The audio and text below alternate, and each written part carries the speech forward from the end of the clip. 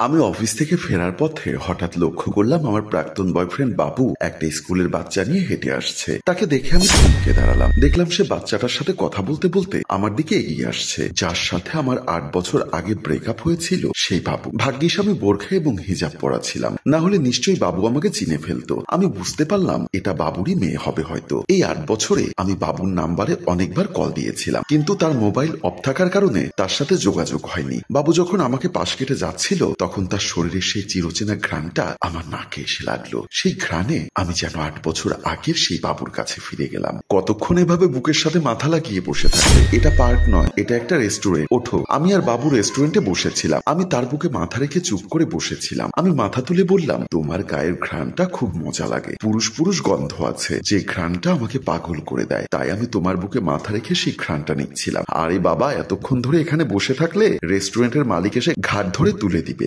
না। এই রেস্টুরেন্টে 1 টাকার জিনিস 10 টাকায় বিক্রি করে, কারণ এখানে যারা আসে বেশিরভাগই প্রেমিক প্রেমিকা। ওরা নাস্তা খাওয়ার নাম করে একজন আর একজনের সাথে হ্যাং আউট করে, যেমনটা আমি তোমার সাথে করছি। প্রয়োজনে আবার নাস্তা অর্ডার করব। আমি আরো 1 ঘন্টা তোমার বুকে মাথা রেখে তোমার সেই ঘ্রাণটা নিতে চাই। আচ্ছা বাবা, বিয়ের পরে কি এই ঘ্রাণটা নিতে পারবে না? ওর মুখে সেদিন বিয়ের কথা শুনে আমার হঠাৎ মনে পড়ে গেল আমার মামার কথা। মুহূর্তে আমার মনটা খারাপ হয়ে গেল। আমাকে মন খারাপ করে থাকতে দেখে বাবু বলল, কি ব্যাপার? শরতের আকাশে হঠাৎ কালো মেঘের আভাস কেন দেখা যাচ্ছে? বাবু, মামা বাবাকে ফোন করেছিল। কেন? মামার হাতে নাকি ভালো একটা পাত্র আছে, ছেলে অনেক পয়সাওয়ালা এবং ভালো একটা চাকরিও করে ফেলো। বাবুর মুখে করে ফেলো শব্দটা শুনে আমার বুকের ভেতর সেদিন মোচড় দিয়ে উঠেছিল। কি বললে বাবু? তোমার সাথে প্রেম করে অন্য ছেলেকে বিয়ে করব? মোটেও না। এই ভা শুধু জীবনে মরণে তোমাকেই চায়। আমি তো এখনো বেকার, তাছাড়া গরিবের ছেলে। এই মুহূর্তে তোমাকে আমার বিয়ে করা কখনোই সম্ভব না। তুমি তো চাকরির চেষ্টা করছো, আজ না হোক কাল তোমার একটা ভালো চাকরি হবে, সে বিশ্বাস আমার আছে। সেদিনের বিশ্বাসটা সত্য হলো সেটা বুঝতে পারলাম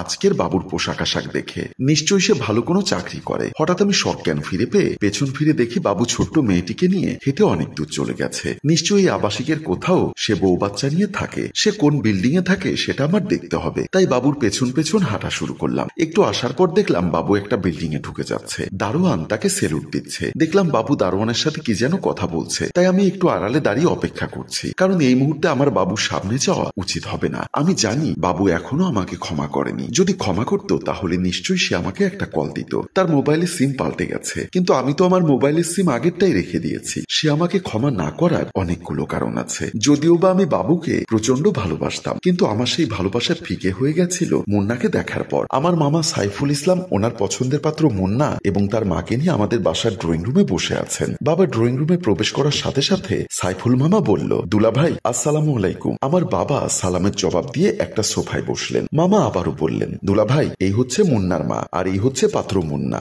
মুন্নার মা বাবাকে আবারও সালাম দিলেন, আসসালামু আলাইকুম। ওয়ালাইকুম আসসালাম। মুন্নার মা মানে আমার শাশুড়ি সেদিন আবার বাবাকে বললেন, ভাইজান কিছু মনে না করলে মেয়েটাকে একটু তাড়াতাড়ি নিয়ে আসুন, আমার আবার তাড়াতাড়ি ফিরতে হবে। আপনি জানেন কিনা জানি না, আমাদের সংসারে আমরা মা ছেলে দুজন ছাড়া আর কেউ নেই। আমাদের অনেক ব্যবসা বাণিজ্য, তার উপর আবার আমার ছেলে চাকরিও করে। ওকে এত করে বলি নিজের ব্যবসা বাণিজ্য দেখ, সে বলে ব্যবসা বাণিজ্য তুমি দেখো, আমি চাকরি করি। তাই ভাইজান আমরা খুবই ব্যস্ত। যদি পারেন মামুনিকে আনলে আমাদের পছন্দ হলে আমরা আংটিটা পরিয়ে বিয়ের দিনক্ষণ ঠিক করে চলে যাব। ওনার এমন কথা শুনে বাবা বলল, সাইফুল তুমি রুমের ভেতরে গিয়ে তোমার ভাগ্নিকে নিয়ে এসো। বাবার এমন কথা শুনে মামা বুঝতে পেরেছিল কোনো একটা সমস্যা আছে, কারণ মামা আমার আর বাবুর সম্পর্কের কথাটা জানতো। বাবু বেকার ছিল বলে মামা রাজি ছিল না। তাই সাইফুল মামা আমাকে নেওয়ার জন্য আমার রুমের দিকে আসলো। উনি রুমে এসে দেখলেন আমি খাটের উপর উবুর হয়ে কোলবালিশ বুকে কাঁদছি। সত্যি কথা বলতে সেদিন আমার এই কান্না ছিল বাবুর জন্য। আমি যখন রুমে কাঁদছিলাম তখন মামা এসে আমার কাঁধে হাত রাখতেই মামাকে বললাম, মামা তুমি ভালো করেই জানো বাবুর সাথে আমার সম্পর্ক রয়েছে। তুমি আবার কোন আক্কেলে বিয়ের জন্য ছেলে নিয়ে এসেছো? আমার কথা শুনে সাইফুল মামা বলল, শোন রে মা, সব বাবা মা তার সন্তানের ভালো চায়। আমার বোন যেহেতু বেঁচে নেই তাই তোর উপর আমারও একটা দায়িত্ব রয়েছে। একজন মামা হিসাবে তার একমাত্র ভাগ্নিকে কোনো বেকারের হাতে তুলে দিতে পারি না। মামা বাবু কিন্তু মাস্টার্স পাশ করা একটা ছেলে। আজ সে বেকার হতে পারে, কাল সে ভালো কোনো চাকরি পাবে, সেটা আমি নিশ্চিত। ভালো চাকরি পেতে পারে, আবার নাও তো পেতে পারে। তাই একজন মামা হিসাবে তোকে অনিশ্চিত ভবিষ্যতে ঠেলে দিতে পারি না। আমার কথাটা শোন মা, প্রেম ভালোবাসা হচ্ছে মিথ্যা আবেগ। এই আবেগে গা ভাসিয়ে তোর জীবনটা শেষ করে দিস না মা। আমি যে ছেলেটিকে নিয়ে এসেছি তুই একটিবার সেই ছেলের সামনে এসে দেখ। তোর যদি পছন্দ না হয় আমি জোর করবো না। আর তাছাড়া ছেলেটির সংসারে কোনো ঝামেলা নেই। ওরা মা ছেলে দুজন ছাড়া ওদের সংসারে আর কেউ নেই। তুই তোর নিজের মতো করে সংসারটা গুছিয়ে নিতে পারবি। এর চেয়ে বড় কথা হচ্ছে ওদের টাকা পয়সার কোনো অভাব নেই। তুই অনেক সুখে থাকবি রে মা। সেদিন মামাকে আমি অনেক বোঝানোর পরে পরেও মামা বারবার ছেলেটাকে দেখার জন্য আমাকে জোর করতে লাগলো। শেষ পর্যন্ত মামার জোরাজুরিতে আমি এক নজর দেখার জন্য মামার সাথে ড্রয়িং রুমে গেলাম। ড্রয়িং রুমে এসে আমি সবার উদ্দেশ্যে সালাম দিলাম, আসসালামু আলাইকুম। আমার শাশুড়ি সহ সবাই সালামের জবাব দিলেন। আমার শাশুড়ি বললেন, ওয়ালাইকুম আসসালাম, বসো মা। তারপর উনি এক নজর আমার চেহারার দিকে তাকিয়ে বললেন, মাশাআল্লাহ, আলহামদুলিল্লাহ। সাইফুল সাহেব, আপনার ভাগ্নিকে দেখেই বোঝা যাচ্ছে আপনার ভাগ্নি অনেক লক্ষ্মী হবেন। আমার মামা তখন হাসতে হাসতে বললেন, আপা, আপনাদের সাথে আমার পারিবারিক ব্যবসা রয়েছে, তাই আমি কি আপনাদেরকে যেন তেন মেয়ে দেখাবো? আর তাছাড়া ইভা হচ্ছে আমার একমাত্র ভাগ্নি। আপনারা যেরকম মা ছেলে দুজন ছাড়া আপনাদের সংসারে কেউ নেই, ঠিক তেমনি আমার দুলাভাইয়ের সংসারেও আমার ভাগ্নি আর দুলাভাই ছাড়া কেউ নেই। আমার বাবা মামার থেকে কথা কেড়ে নিয়ে বলল, আপা, আমার স্ত্রী বেঁচে না থাকতে পারে, কিন্তু আমি আমার মেয়েকে 30 পারা কোরআন শেখানো থেকে শুরু করে পড়ালেখা, রান্না বান্না, আদব কায়দা সবকিছু শিখিয়েছি। আশা করি আমার মেয়ে আপনাদের সংসারে লক্ষ্মী হয়ে থাকবে। বাবার কথা শুনে আমার হবু শাশুড়ি ওনার পাশে বসা ছেলেকে বলল, মুন্না, দেখতো মেয়ে তোর পছন্দ হয়েছে কিনা। মায়ের মুখের কথা শুনে মুন্না যখন আমার দিকে তাকালো, তখনও আমি মাথা নিচু করে বসে বসে বাবুর কথা ভাবছিলাম। মুন্না আমার দিকে এক নজর তাকিয়ে বলল, আলহামদুলিল্লাহ মা, মেয়ে আমার পছন্দ হয়েছে। মুন্নার এমন মায়াবী কণ্ঠ শুনে হঠাৎ আমি চমকে উঠি। আমি মুন্নার দিকে এক পলক তাকাতেই মুন্নাও আমার দিকে এক পলক তাকালো। সত্যি কথা বলতে তখনই আমি মুন্নার চোখে চোখে তাকিয়ে কেমন যেন হয়ে গেলাম। মুন্নার চোখের ভেতর আমি বাবুকে হারিয়ে ফেললাম। আমি অপলকে মুন্নার চোখের দিকে তাকিয়ে আছি, মুন্নাও আমার চোখের দিকে তাকিয়েছিল।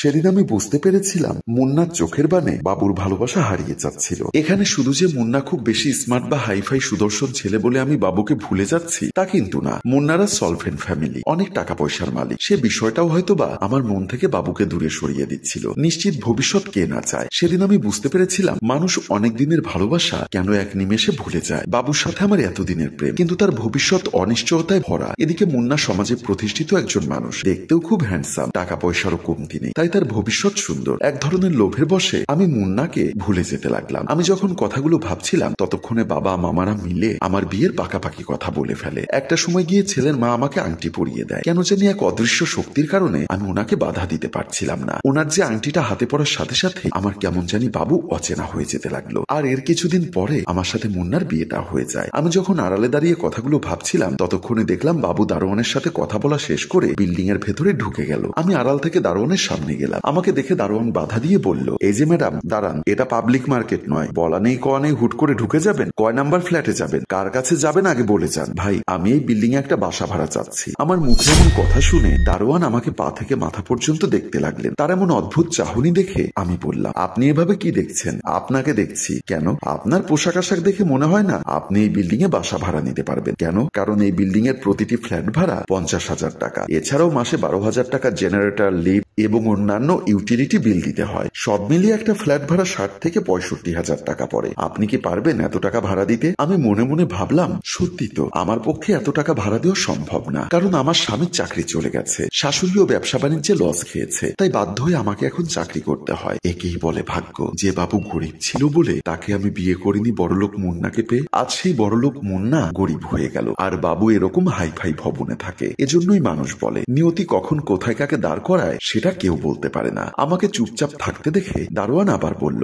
বাসা ভাড়ার দাম শুনে টাসকি খেয়ে গেলেন? আমি স্বাভাবিক হয়ে বললাম, কিছুটা। আচ্ছা, একটু আগে যিনি বাচ্চাকে নিয়ে ঢুকলো ওনার নাম কি? আপনি বাবু স্যারের কথা বলছেন? হ্যাঁ, উনি হচ্ছে এই বিল্ডিং এর মালিক। কথাটা শুনে আমি আরো বেশি অবাক হলাম। হায় রে নিয়তি, উন্নত জীবনযাপন করার আশায় যে বাবুকে আমি একদিন ছেড়ে দিয়েছিলাম, সেই বাবু আজ কোথায় আর আমি কোথায়? এমন সময় দারোয়ান বলল, ম্যাডাম, আপনি দয়া করে চলে যান। কিছুক্ষণের মধ্যেই বাবু স্যারের স্ত্রীর গাড়ি আসবে। উনি এসে যদি দেখে আমি আপনার সাথে দাঁড়িয়ে কথা বলছি তাহলে আমার চাকরিটা যাবে। আমি প্রশ্ন করলাম, বাবু স্যারের স্ত্রী কি করেন? উনি এক্সিকিউটিভ ম্যাজিস্ট্রেট। বাবুর স্ত্রী ম্যাজিস্ট্রেট শুনে আমি আরো বেশি অবাক হলাম যে আমি একসময় ভাবতাম বাবুর সাথে প্রেম করে আমি বাবুকে করুণা করছি, সেই আমার অবস্থান কোথায় আর এই সমাজে বাবুর বউয়ের অবস্থান কোথায়? প্লিজ ম্যাডাম, আপনি একটু তাড়াতাড়ি সাইড হয়ে যান। ওই তো দেখা যাচ্ছে ম্যাডামের গাড়ি আসছে। সিকিউরিটির মুখে এমন কথা শুনে আমি আর দাঁড়িয়ে থাকলাম না, কারণ আমি জানি বাবুর বউকে দেখলে আমি সহ্য করতে পারবো না। তাই ওনার গাড়ি আসার আগেই আমি আমার বাসার উদ্দেশ্যে হাঁটা শুরু করলাম। বাসায় এসে দরজার সামনে কলিং বেল টিপতে লাগলাম, কিন্তু ভেতর থেকে কেউ দরজা খুলছে না। সারাদিন অফিসে পরিশ্রম করেছি, তার উপর আজ হঠাৎ করে এত বছর পর বাবুকে দেখে মনটাও কেমন জানি ভারাক্রান্ত। এই মুহূর্তে দাঁড়িয়ে থাকতে খুব কষ্ট হচ্ছে। আবারও কলিং বেল টিপলাম। একটু পরে দেখলাম আমার শাশুড়ি এসে দরজা খুলে দিল। আমি বাসার ভেতর ঢুকতে ঢুকতেই শাশুড়ি মা বলল, অফিস শেষ হয়েছে 5টায়, এখন বাজে সন্ধ্যা 7টা। এতক্ষণ কোথায় গিয়েছিলে? মা, আজ রাস্তাঘাটে প্রচুর জ্যাম ছিল, তাই হেঁটে হেঁটে আসতে লেট হয়েছে। আর একটু তাড়াতাড়ি আসতে পারোনি? জানোই যে আমি অসুস্থ মানুষ, চুলার পারে যেতে পারি না। তুমি না এলে রান্না বান্না কে করবে? এত করে বলি একটা কাজের লোক রাখো। না, আমার কথা কে শোনে? মা, আপনার ছেলে বেকার, আমার এক প্রকার ইনকামের সংসার চলে। যে টাকা বেতন পাই ওই টাকা দিয়ে সংসার চালাতে হিমশিম খাচ্ছি। কাজের বুয়ার বেতন দিব কিভাবে? আমার কথা শুনে শাশুড়ি বলল, তোমাকে বিয়ে করানোর পর থেকে আমাদের অধঃপতন শুরু হয়েছে। কোন অলক্ষণে যে তোমার মতো মেয়েকে ছেলের বউ করে আনলাম বলে উনি চলে গেলেন। শাশুড়ি মায়ের এমন আচরণে আমার আবার বাবুর কথা মনে করিয়ে দিল। ভবিষ্যৎ নির্ভরতার কথা চিন্তা করে ভালোবাসার মানুষকে ত্যাগ করে পয়সাওয়ালা ছেলেকে বিয়ে করে আজ আমার এই অবস্থান। কপালের দোষ কাকে দিব?